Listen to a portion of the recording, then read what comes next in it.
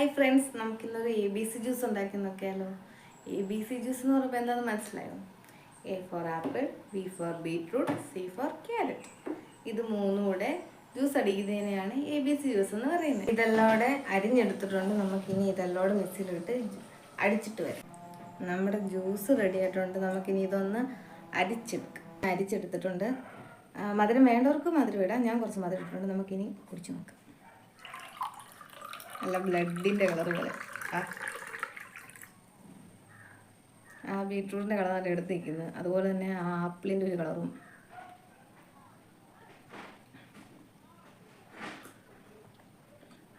ബീറ്റ്റൂട്ടിൻ്റെയും ആപ്പിളിൻ്റെയും ടേസ്റ്റാണ് മെയിനായിട്ട് നിൽക്കുന്നത്. ക്യാരറ്റിൻ്റെ അത്ര എടുത്തറിയുന്നില്ല.